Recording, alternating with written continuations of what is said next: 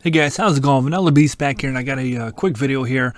Fight Night Champion. First of all, congratulations to all Xbox One owners. You guys got backwards compatibility. Just came out this week. Fight Night Champion. I don't get the benefit from that. I'm PlayStation here, so I'm not salty about it. So congratulations to you guys. You get to play it. The key here is we want a new game though, so it's cool that you guys get that. And I guess that's a step in the right direction that you guys can play this game backwards compatibility. But we need a new game, whether it's going to be the next generation of the PS5 and what coming, or right now, whatever it is, we need something new. So hopefully we get something going in the next year or so on a new Fight Night Champion, whatever it's going to be, Fight Night Champion 2. So I was going to make this video, but I didn't know how relevant it would be. But since this game just is coming back out, and the backwards compatibility, I've had some people talking about this, so I thought I'd go ahead and drop this video, share with you. I've been playing this game since 2011. I obviously took off some years, and I caught back playing this game again earlier this year. I've been streaming Legacy Mode and OWC fights because it is still online. At least PlayStation is still online, and you can fight OWC online and all the different belt modes. And share some of my knowledge. And one of the things I see people mess up a lot, and I've looked, I did not see any videos on this. I've seen some separate videos, but nothing is just like a complete video that goes over everything, and that's your athleticism. Athleticism is extremely important in winning, whether you want to win in Legacy Mode or you want to, most importantly, win in OWC when you're fighting online. The biggest thing about these is it's your base. Now we're going to go over these real quick, and before I get started, notice how on the right side that's all +6. That's because I have a gold boost on all every single one of these attributes and athleticism. Now if we go over here to boost, now you can buy XP, but what you want to hit R2 here, and we're looking at athletic boost. Now these are the gold boosts. You have the bronze level, silver level, and gold level, and each one tells you what you need to do to get this, or you can just buy it from the store. Now I don't know if that's going to be available for you Xbox people that are playing backwards compatibility. You would think EA would have their store open, but win all 3 belts and 1 weight division in Legacy Mode. Okay, not that big deal. Reach Boxer level 45 with Created Boxer and OWC. Win 60 rivalry fights. Win a fight with the rank of GOAT. Very easy. So different things you can do to get these. Now you can only apply one at a time. So once you get the gold boost, you'll never need the bronze and the silver. Once you get the silver here, that would obviously trump the bronze, and then the gold would trump the silver.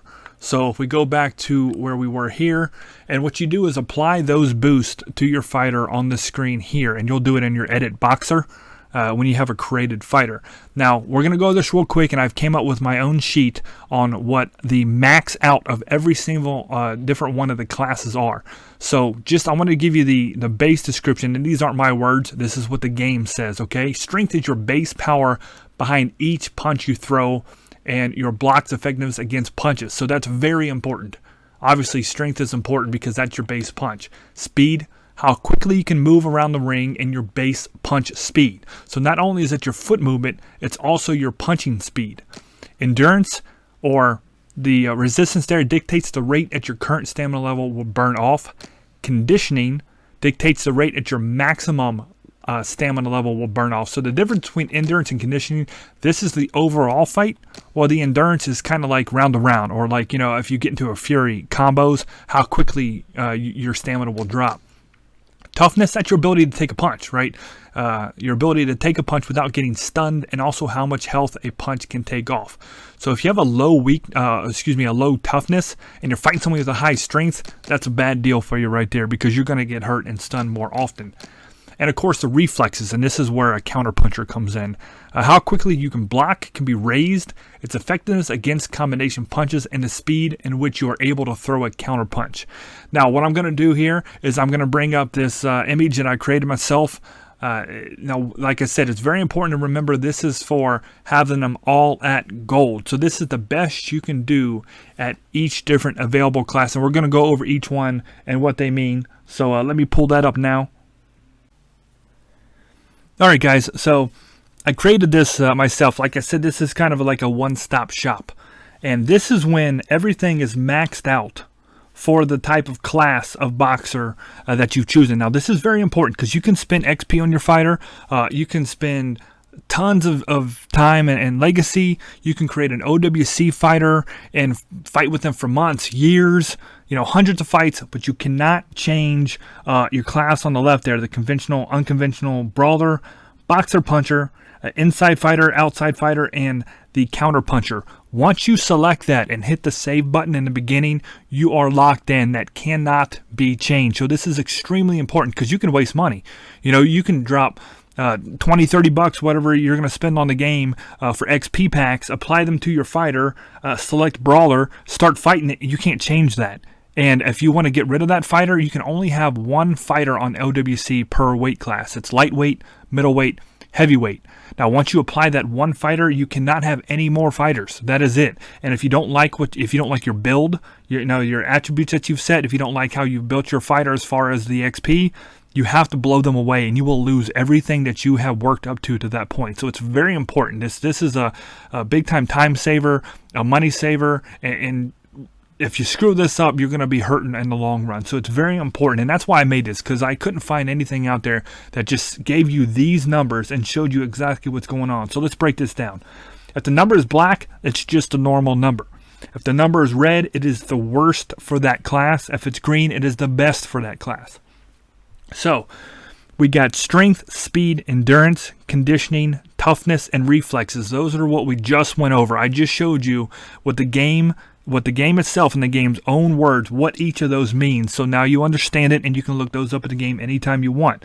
Now, when you have a gold boost on each one of those attributes from the top, this is the number you're going to get for the class on the left. So let's start here.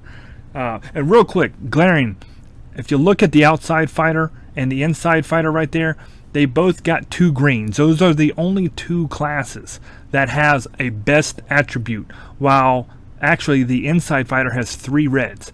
The counter puncher only has 1 green 99 and 2 reds. So you can kind of see what's going on there.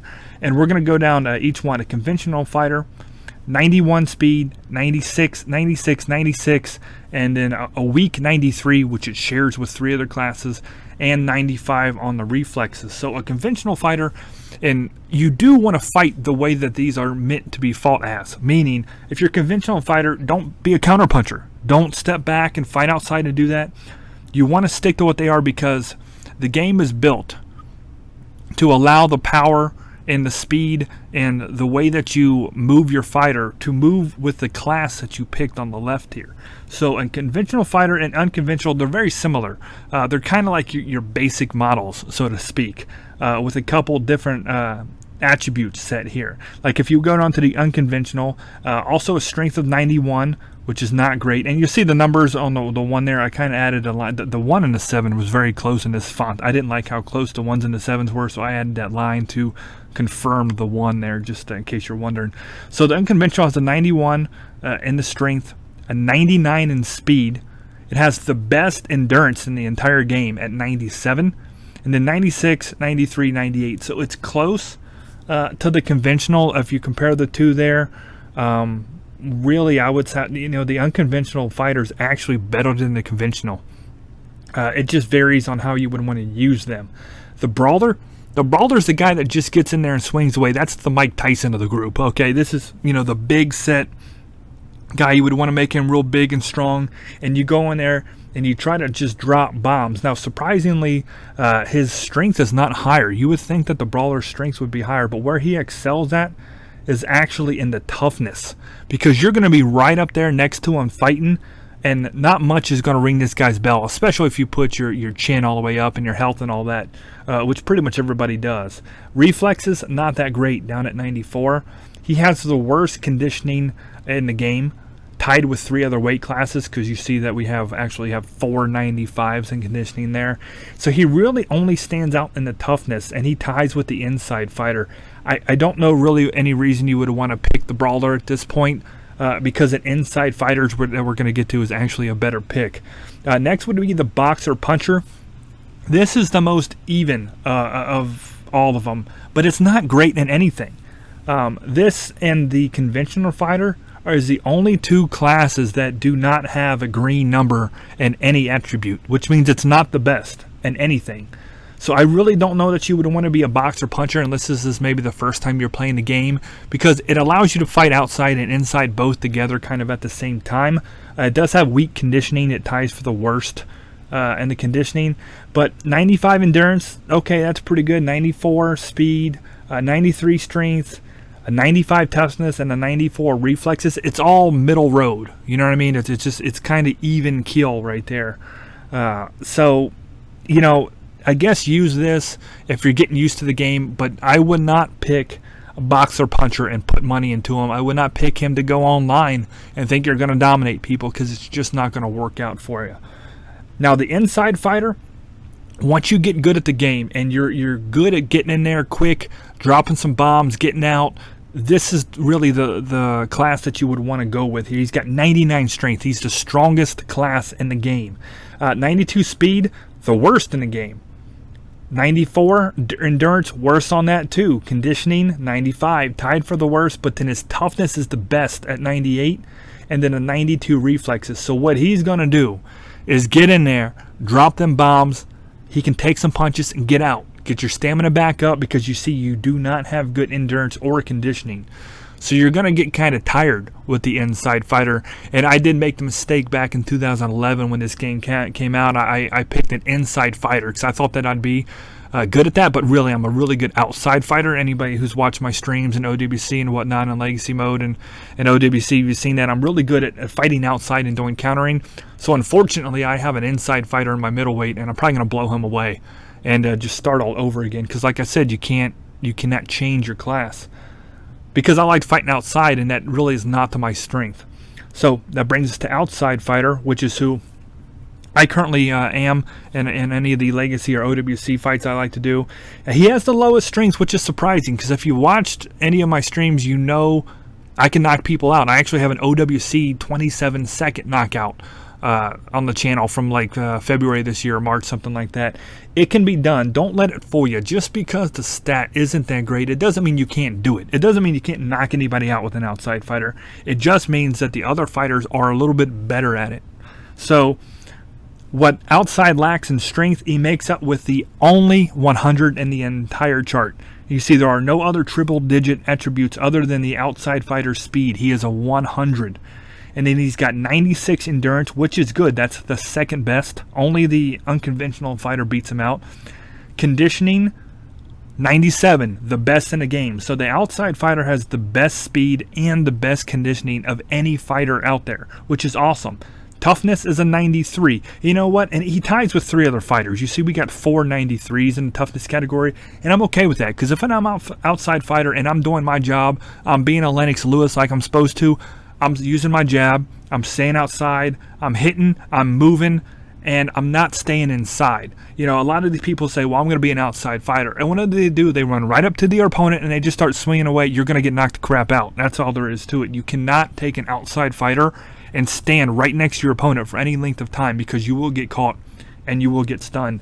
And then reflexes are 96, which is good. That's the third best. Only the counter puncher and the unconventional fighter are better than that. And then that brings us down to the counter puncher. You would think that this would be a really good class, but it's not. It has the best reflexes in the game at 99, okay? But that's just how quick you're going to move. Put your gloves up and down and get on the counter. But look at this. They have the worst toughness, tied for it in the game, the worst conditioning, and mediocre endurance, speed, and 91 on the strength, which is almost the worst strength in the game too. So I only recommend the counter puncher if you're really good at this game. I mean, like you're top notch, you're up high on the leaderboards, and you know how to dodge and how to weave and how to move back and forth. Because if you're gonna take punishment with a counter puncher if you do anything other than literally counter, meaning stay away, bat, hit, stay away. You can't even really outside fight as a counter puncher, because why in the world would you not want that 100 speed, right? You're a counter puncher, but you're only a 96 speed. So that doesn't make much sense to me. And the conditioning is only a 95. So I don't know why anybody would go counter over outside unless you just want those quick snap reflexes. But like I said, I don't recommend that unless you're on the top of your game and you're really good at counter punching. That would be the only reason. Because some of these can kind of go both ways. Like brawler to inside fighter is kind of close. You know, outside fighter to counter, unconventional to conventional, they're kind of close in how they work, but I do not recommend counter over outside fighter unless you got those reflexes that are just insane and you're a beast on the sticks. So that pretty much wraps it up, guys. I've kept this image up the entire time so you can kind of study it, take a screen cap of this, whatever you need to do. Like I said, once again, congratulations to Xbox One owners. This week you're getting a game backwards compatibility. I'm not, so I won't be playing any of you guys on it. I'm stuck on PS3, but it's not going to slow me down any. I will be continuing to stream Legacy mode, and we'll keep OWC fights going as long as I can. As long as the servers are up, we'll keep doing that until we get us a new game. And you know what? If you made it this far and you've got this game for Xbox backwards compatibility, drop me a comment below. Let me know if you guys have Boxer Share up. That's really the only thing I'm curious about, because Boxer Share is down, at least on the PS3 side, which means I cannot import faces and I can no longer create really cool boxers. You know, we can't add any kind of a new boxer in the game that actually gets a face imported in. So if you guys got Boxer Share, then that's a huge perk. That's actually really awesome. But I don't know if you got that or not. So that's it, guys. That's all I got. Appreciate you guys watching. Definitely drop me some comments below if you have any more Fight Night questions or anything like that. Like I said, I'll be doing live streams. We just did one today. We'll have another one come in a couple days. Try to do it once or twice every week until we get us a new game. So that's about it. Any questions, drop them below. And as always, guys, appreciate you watching. I'll see you guys next time. Take care.